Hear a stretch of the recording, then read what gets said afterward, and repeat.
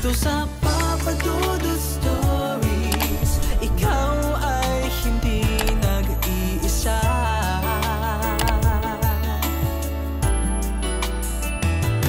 Dito sa Papa Dudut Stories, may nagmamahal sa'yo.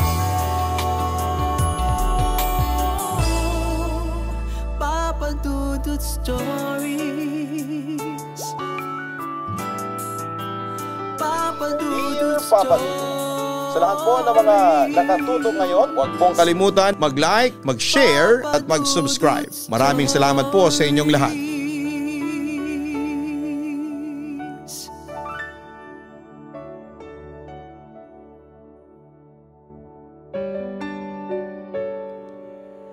Palaging may dahilan daw kung bakit dumadaan ang bawat tao sa buhay natin.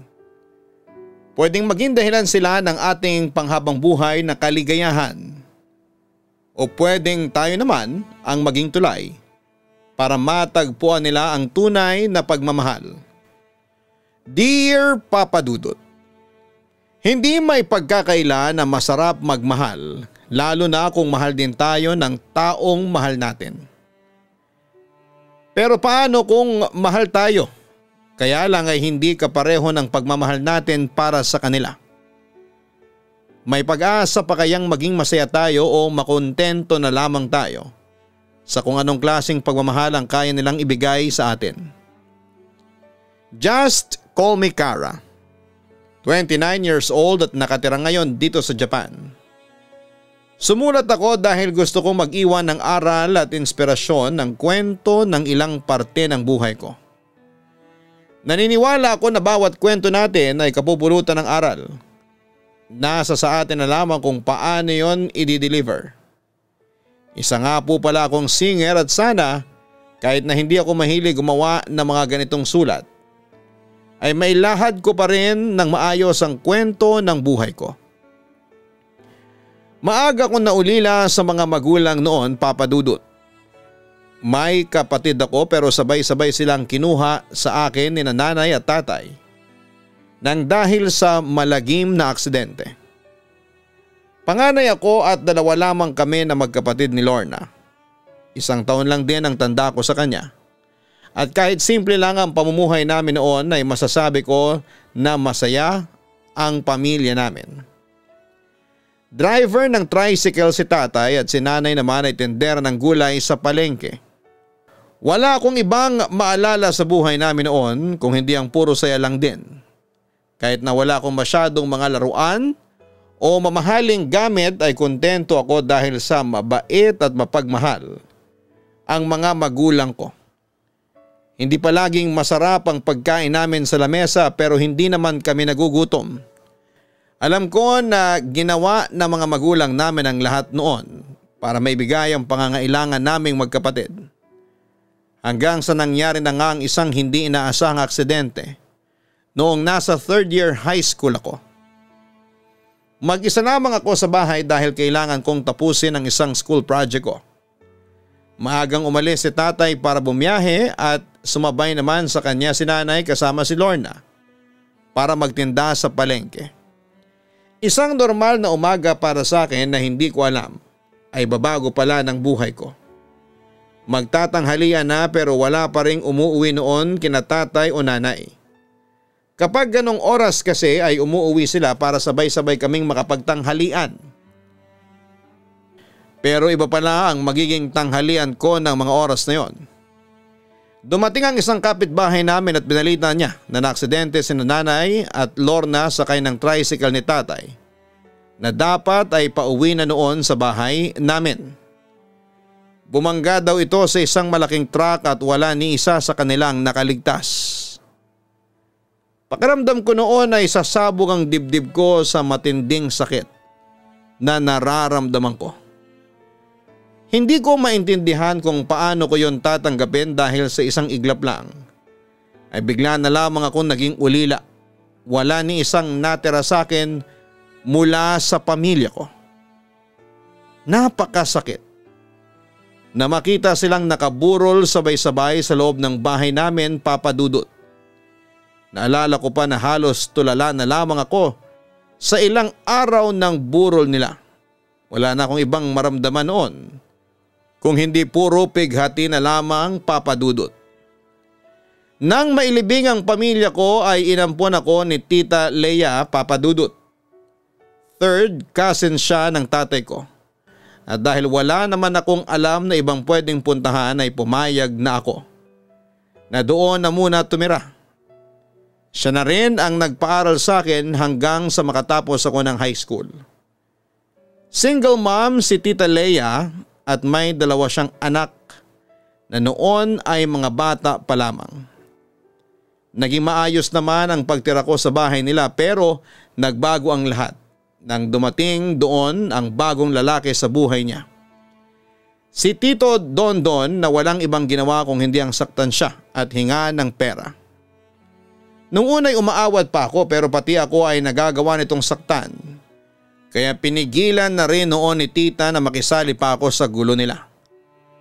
Hindi lang yon ang kinakainis ko kay Tito Dondon. Kung hindi pati na rin ang pagiging lasinggero nito at pagiging tamad sa bahay.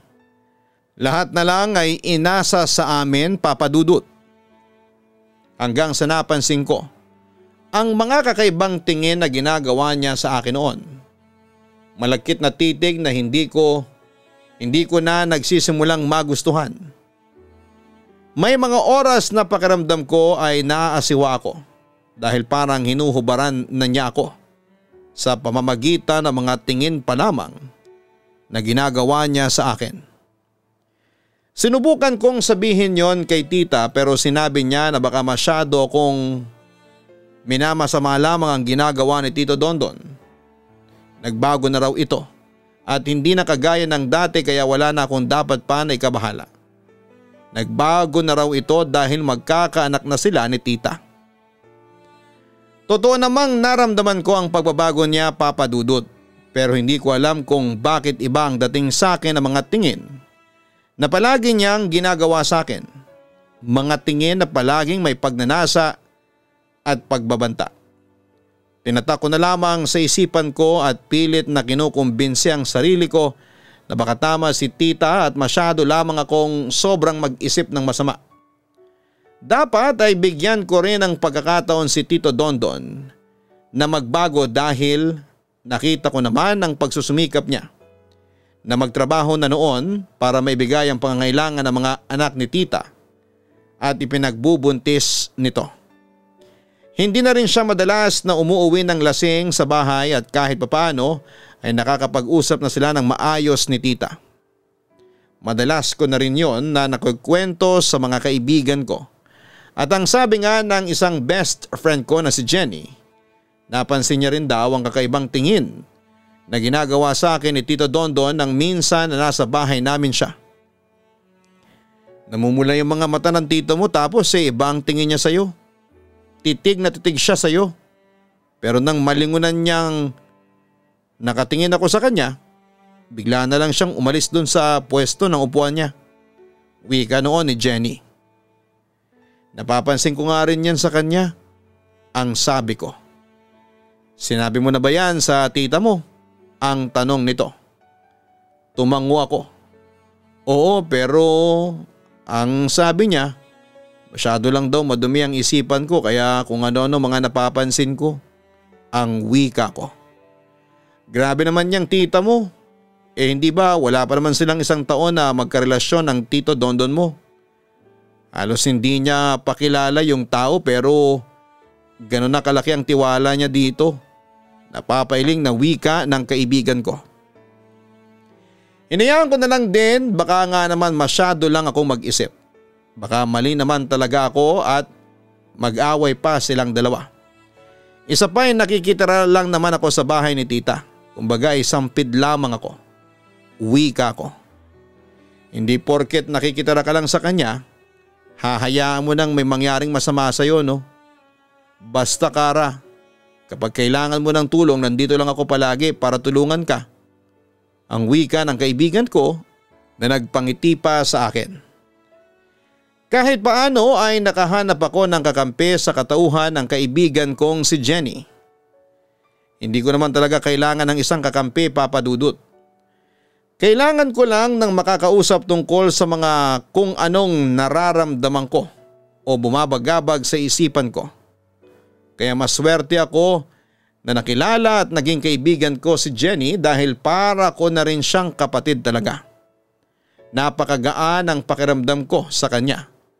Na para bang lahat ay kaya kong sabihin kahit na alam kong imposibleng paniwalaan. Nakumbinsi naman siya sa sinabi ko na baka nagkakamali lamang ako sa tingin ko kay Tito Dondon. Baka nagiging tamang hinala lamang ako. Kaya lang, Papa Dudut, nangyari noon ang isang bagay na magbabago ng tingin ko sa kanya at sa tita ko. Papa Dudut, nasa second year college na ako nang pagtangka na kong halayin ni Tito Dondon. Nasa kwarto ako noon at nagising ako ng madaling araw na may humahaplo sa binti ko pataas sa may hita ko. Napabalikwas talaga ako at nanlaki ang mga mata ko nang makita ko si Tito na halos nakapaibabaw na sa akin. Bigla akong nagsisigaw pero kaagad niyang tinakpan ang bibig ko at pinagbantaan ako na papatayin. Kara, gising ka na ba? Kasi, oh Diyos ko, anong ginagawa mo dito, Dondon?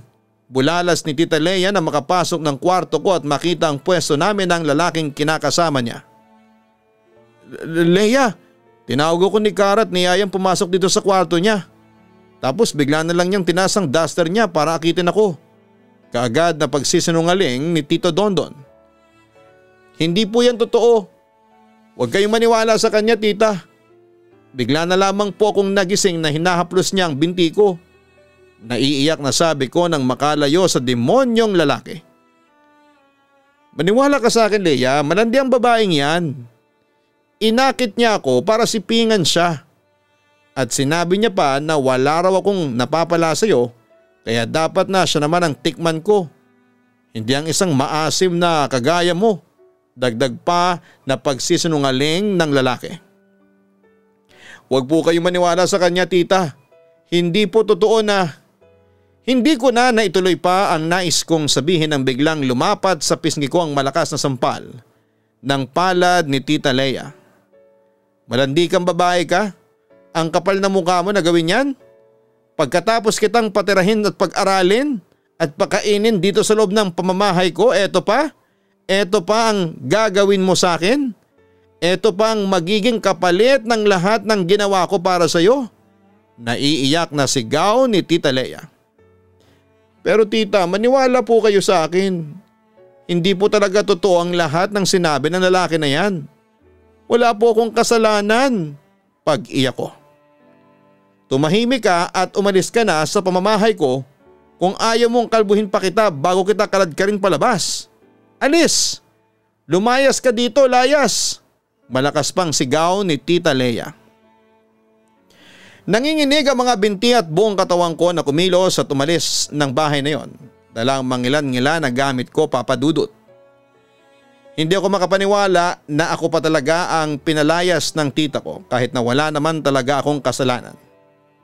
Hindi ako makapaniwala na ang sinungaling na si Tito Dondon pa ang pinaniwalaan niya kesa sa akin na kadugo at pamangkin niya. Wala akong alam na ibang pwedeng puntahan noon at mabuti na lamang alam ko ang address ng apartment kung saan ay nakatira si Jenny. Gulat na gulat siya nang mapagbuksan niya ako ng pinto na umiiyak at may dalang mga gamit. Nang papasukin niya ako sa loob ng apartment ay halos mapahagulhol na akong nagkwento sa kanya kung ano ang nangyari ng umagang yon at kung bakit ako pinalayas ng sariling tita ko. Napakawalang ya talaga ng lalaki na yon. Sinasabi ko na nga ba't masama siyang tao at may hindi magandang plano yun sa'yo? Galit na sabi pa ni Jenny. Mabuti na lang talaga at hindi natuloy ang masamang plano niya sa akin. Nanginginig pa na sabi ko dahil hanggang sa mga oras na yon ay balot pa rin ako ng takot. Magsubong tayo sa mga pulis, ang wika ni Jenny. Huwag ayoko, pagpigil ko. Bakit ayaw mo? Kailangan pagbayaran ng lalaking yon ang ginawa niya sa iyo, ang wika pa ni Jenny. Hindi naman natuloy. Wika ko. Kahit na hindi natuloy yung masamang plano niya, karapatan mo pa rin na ipaglaban ang sarili mo at pagbayarin siya sa muntikan na niya na pagsasamantala sa'yo. Sigaw pa ni Jenny. Ayoko na rin kasi sa gulo eh. Hayaan na lang natin sila, Jenny. Hindi na lang ako babalik sa bahay ni Tita Leia. Naiiyak na sabi ko. Sa kabila ng mariing pagtutol ni Jenny ay pumayag na rin siya sa pakiusap ko na huwag nang ipabarangay o ipakulong si Tito Dondon. Hindi dahil sa naaawa ako, kung hindi dahil ayokong lalong magalit sa akin si Tita Leia. Sa halos 3 taong ko na rin na pagtira sa bahay niya ay puro kabaitan lang naman ang ipinakita niya. At ayoko nang masira ang kakaunting mabuting samahan na merong kami noon. Mas mabuti pa na hindi na lamang kami muli pang magkita kesa tuluyang magkasira ang aming samahan. Papa Dudut, pinatuloy muna ako ni Jenny sa bahay nila para doon tumira. Ang kasama niya lang naman doon ay ang 2 pinsan niya dahil nasa probinsya ang nanay niya. Nang mga panahon na yon ay sem break namin pero sinabi ni Jenny na wala na siyang balak na bumalik pa sa pag-aaral.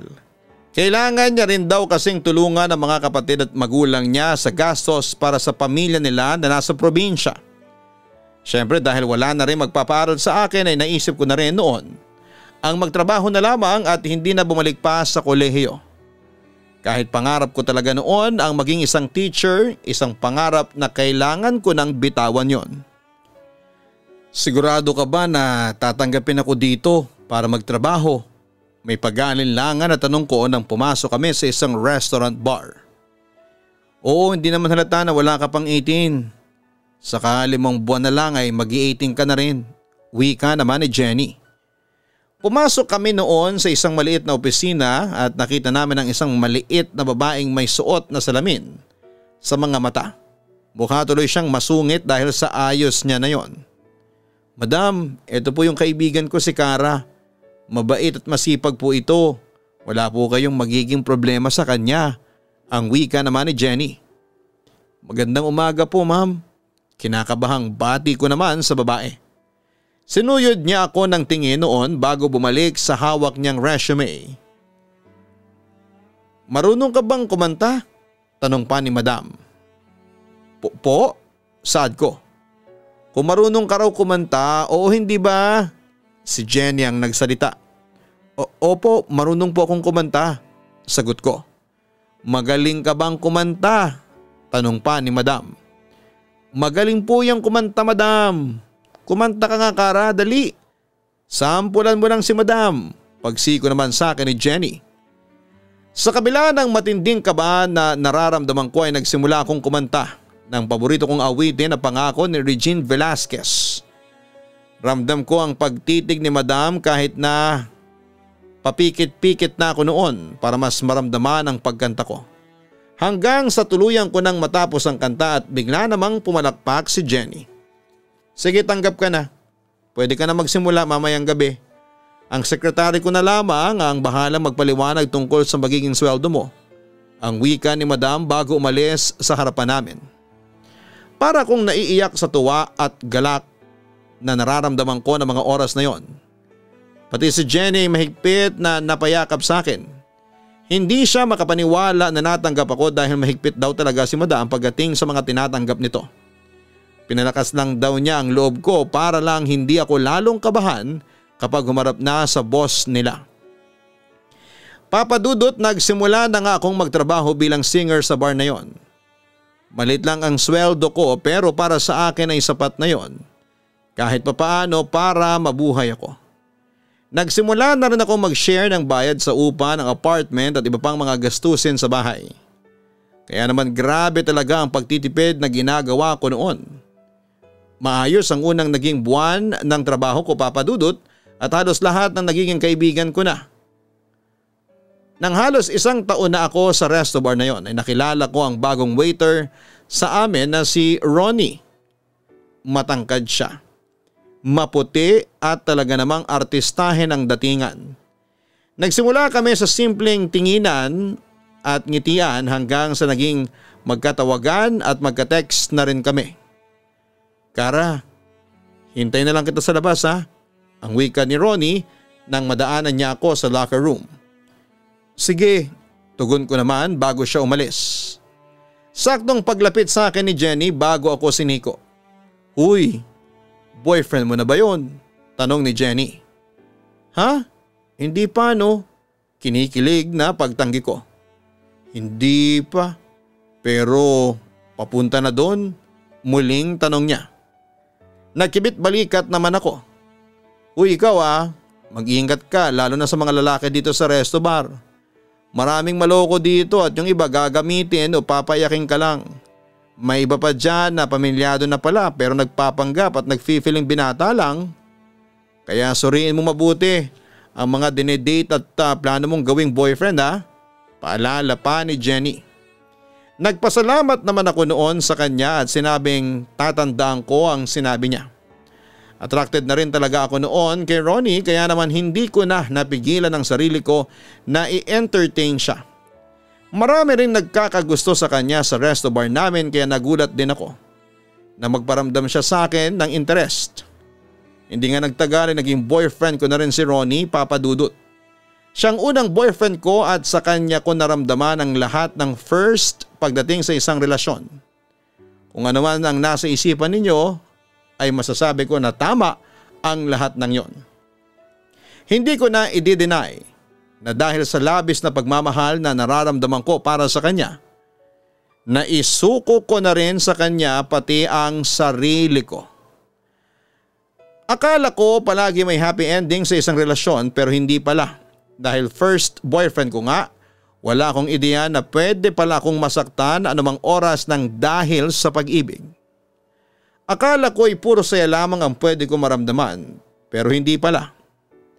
Mag-iisang taon na ang relasyon namin nang malaman kong may ibang babae pala siyang nilalandi, Papa Dudut. Yung isang waitress na kaibigan din ni Jenny. Si Jenny ang nagsabi sa akin ang makita niya ang dalawa na naghahalikan sa likod ng resto bar. Kaagad ko namang kinumpronta si Ronnie pero dininay niya ang tungkol sa bagay na yon. Wala siyang inamin na kahit na ano tungkol sa mga narinig o nalaman ko. Mas lumala pa ang mga nakakarating sa akin noon at talaga namang hindi ko na kinaya pa ang mga nalaman ko. Pinakamabigat kong nalaman ay yung bagay na matagal na palang may asawa si Ronnie at nasa probinsya lamang yon at naghihintay sa kanya, Papa Dudut. Inabin sa akin ni Ronnie ang tungkol sa bagay na yon nang kumprontahin ko siya. Pero sinabi niya na ako lang daw talaga ang mahal niya. Nang mga oras na yon ay napuno na ako at nagdesisyon na akong makipaghiwalay sa kanya, Papa Dudut. Parang masyado na akong natatangahan sa sarili ko para kumapit sa isang relasyon na ako lang ang totoong nagmamahal.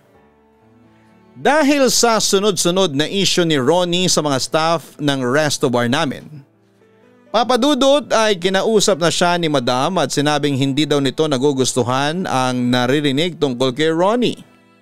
Pati nga ako na singer noon sa resto bar ay kinausap na rin niya, Papa Dudut. Yon ang nagtulak sa akin na mag-resign kasabay ng pag-alis sa apartment ni Jenny. Gusto ko na rin kasing makapagsimula ulit kaya lumipat na ako ng titirhan ko noon. At nakahanap naman ako ng trabaho na singer din sa isang resto bar na malapit sa bagong tirahan ko. Sa unang 2 buwan ko sa trabaho ay napansin ko kaagad ang isang regular customer na palaging lasing sa table niya at nag-request ng malulungkot na mga awitin para kantahin ko. Sunod-sunod na gabi na gano'n ang senaryo at may mga kasama siyang nakikita ko rin na nagko-comfort sa kanya. Naawa ko dahil parang nararamdaman ko ang bigat ng dinadala niya noon sa dibdib niya. Hanggang isang gabi, katatapos lang ng shift ko noon sa trabaho nang makita ko siyang nasa may table pa rin at pinapaalis na ng waiter. Umiinom pa nga ako. Bakit magsasarado na kayo? Nandito pa ako. Wika ng lalaki. Closing time na po kasi talaga sir. Wika pa ng waiter. Hindi na rin ako nakatiis noon at sumali na ako sa pag-uusap nila. Sinenyasan ko na ang waiter na ako nang bahala sa customer na yon. Sir, closing time na po ng resto bar namin kaya kailangan na po talaga naming magsarado. Mahinahong sabi ko. Sa isip ko ay bakit ba siya iniwan ng mga kasama niya? Ang sabihin ninyo, nakikita nyo kasi na mag-isa na ako kaya gusto nyo akong paalisin na rito. Porke mag-isa lang ako, gusto nyo na akong itaboy. Bakit ganyan kayo? Bakit ganyan kayo sa akin? Bakit gusto nyo na palagi na lang akong mag-isa? Naluluhang sabi pa niya. Naramdaman ko ang bigat noon sa dibdib niya. Kaya naman ako ay napapaluha na rin. Hindi lang naman ikaw ang nakaranas ng mag-isa. Lahat tayo ay pwedeng mag-isa. Lahat tayo ay pwedeng masaktan. Kaya wag mong saluhin ang sakit. Lilipas din ang lahat ng yan. Mahirap pero lilipas din kaya wala tayong ibang choice kung hindi ang umusad sa buhay. Ang wika ko sa kanya. Papadudot saglit siyang napatitig sa akin dahil naluluha na rin ang mga mata ko. Umiwas naman ako ng tingin bago nagpunas ng luha. Tumayo na ang lalaki at naglakad palayo. May naiwan pa siyang pera sa lamesa. Sir, may naiwan po kayo. Pagtawag ko sa kanya. Para sa iyo yan.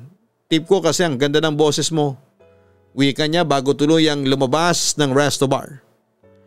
Papadudot hindi na muli pang bumalik noon ang lalaki sa resto bar. Wala na siya doon sa table na palagi niyang pinagpwestuhan. Nakakapanibago kasi parang nasanay ako na palagi siyang nakikita hanggang sa muling nagtagpo ang landas namin isang linggo ng umaga sa may simbahan. Hindi ko alam kung tadhana ba o nagkataon lang na nagkasabay kami sa paglagay ng kandila sa may gilid ng simbahan. Nagkagulatan pa nga kami bago kami nagkangitian at nagkabatian hanggang sa nalaman namin ang pangalan ng isa't isa. Adrian ang pangalan niya, Papadudot. Niyaya niya na rin ako noon na kumain kami sa labas at unang araw pa lamang na magkasama kami sobrang gaan na ng pakiramdam ko sa kanya. Para bang matagal na kaming magkakilala. Doon ko rin nalaman na nakipaghiwalay pala sa kanya ang long-time girlfriend niya for 8 years dahil mas pinili nito na magtrabaho sa ibang bansa. Naiyak siya noon habang nagkukwento at hindi ko na rin napigilan ang sarili ko na maluha. Hanggang sa ako rin ay nakapagkwento sa kanya ng buhay ko. Hindi pala madali ang i-share sa iba ang kwento ng buhay natin kasi parang babalik lahat ng saya at trauma na nararamdaman natin. Parang babalik tayo sa panahon kung paano tayo pilit na lumalaban para mabuhay. Pero nagawa ko yon noong magkasama kami ni Adrian. At ang nakakatawa pa doon ay nakita na lang naming pareho ang mga sarili naming tumatawa habang pinagsasaluhan ng ilang bote ng alak sa lamesang nasa pagitan naming dalawa. Papadudot, nagsimula ang mabuting pagkakaibigan namin ni Adrian na kalaunan ay nauwi sa pagkakaibigan. Hindi ako makapaniwala kasi akala ko ay hindi ko na ulit mararanasan ang maging masaya noon. Akala ko, panghabang buhay na akong magiging malungkot at mapaghanap sa pag-ibig. Si Adrian ang isa sa mga pinakamabait at mapagmahal na taong nakilala ko. Wala akong ibang masabi kung hindi ang mabuting bagay tungkol sa kanya. Pero darating ang pagsubok na hindi ko inaasahang mangyayari sa buhay at relasyon namin. Sinama ko ni Adrian sa isang family reunion at nakilala ko doon ang pamilya at ilang kaibigan niya. Nakilala ko rin doon ang dating girlfriend niya na si Trish. Napakaganda nito at kita ko ang pangungulila sa mga mata ni Adrian nang mapatingin siya dito. May kirot yun na hatid sa dibdib ko sa totoo lang. Pero hinayaan ko na lamang dahil malaki ang tiwala ko sa boyfriend ko. Alam ko na ako ang mahal ni Adrian at lumipas nga ang mga araw at linggo ay napansin ko ang pagiging tulala at balisa ng boyfriend ko. Alam ko na may bagay na gumugulo sa kanyang isipan na hindi niya masabi-sabi sa akin. Alam ko na rin ang dahilan noon pero natatakot ako na maging tama ang hinala ko. Papadudot, ako na ang naglakas loob na tanungin si Adrian kung may problema ba siya. Kagaya ng inaasahan ko ay sinabi niyang wala at kung meron man ay tungkol lamang sa kanyang trabaho. Mahal mo pa rin ba si Trish? Tanong ko kay Adrian. Nagtaas siya ng tingin pero hindi niya nasagot ang tanong ko. Nakita ko na lamang na naluluhan ang mga mata niya habang nakatitig sa mga mata ko. Nang mga panahon na yon, hindi ko na kailangan pa ng sagot mula sa kanya. Sapat na ang tingin na yon para malaman ko ang katotohanan. Kaya ng araw din na yon ay tinapos ko na ang lahat sa aming dalawa. Mukhang napakadali ng desisyon na ginawa ko pero sobrang hirap para sa akin ng desisyon na yon. Bawat hakbang ng mga paa ko ay umaasa ako na pipigilan at yayakapin niya ako. Pero hindi niya ginawa. Hindi niya pinigilan at tapusin ko na ang relasyon naming dalawa. Siguro ay dapat akong magalit nang malaman ko na ilang buwan nang lumipas ay nagkabalikan sina Adrian at Trish. Nasaktan ako pero wala akong galit na naramdaman sa kanya. Kasi ang nasa isipan ko noon, ako yung naging tulay para ma-realize nila Trish at Adrian na sila ang para sa isa't isa. Papa Dudut ngayon ay single pero very much happy naman ako. Maganda ang career ko bilang singer dito sa Japan at nai-enjoy ko ang buhay ko. Gusto ko lang din sabihin sa ating mga kaistorya na ang pag-ibig ay hindi dapat na minamadali o hinahanap. Hayaan natin na tayo ang kusang hanapin po nito para muli nating maramdaman kung paano ang maging masaya. Maraming salamat Papa Dudut sa opportunity na makapagsulat sa inyong YouTube channel para ma-share itong kwento ng buhay ko. Sa lahat ng mga Pinoy na nasa abroad, lalo na sa Japan, hello sa inyong lahat mga kababayan. Lubos na gumagalang, Kara. Maraming salamat kay Kara sa pagbibigay ng oras at pagsulat mo dito sa aking YouTube channel. Ramdam ko na malaki ang inspirasyon na naiwan mo sa ating mga kaistorya dahil sa mga bigat ng pinagdaanan mo sa buhay. At sigurado ako na hindi man ngayon ay matatagpuan mo rin sa hinaharap ang tao na makapagbibigay sa iyo ng tunay na kaligayahan. Huwag kalimutan na mag-like, mag-share at mag-subscribe, mag-post ng mga disenteng mga comments para po bigyan ng advice ang ating mga senders. Hanapin po ang Kaistorya Horror para po sa mga nakakatakot na mga kwento. Same with Gianna Vlogs. Yan po ay vlogs ng aking personal na buhay kasama ng aking mga chikiting at ng aking pamilya. Maraming salamat po sa inyong lahat.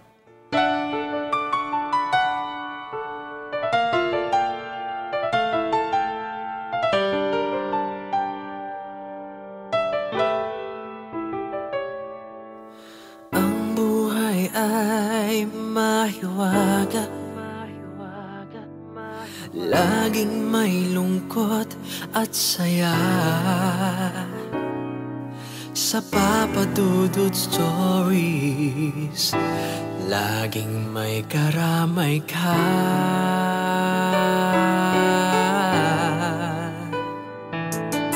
Mga problemang kay bigat, dito ay pakikinggan ka. Sa Papa Dudut Stories, kami ay iyong kasama. Dito sa Papa Dudut Stories, ikaw ay hindi nag-iisa.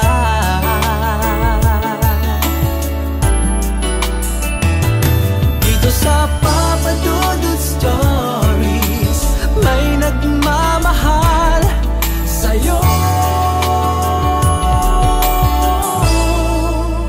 Papa Dudut Stories, Papa Dudut Stories,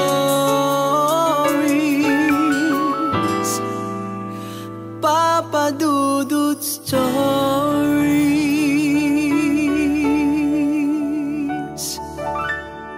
Hello mga ka-online, ako po ang inyong si Papa Dudut. Huwag kalimutan na mag-like, mag-share at mag-subscribe. Pindutin ang notification bell para mas maraming video ang mapanood ninyo. Maraming salamat po sa inyong walang sawang pagtitiwala.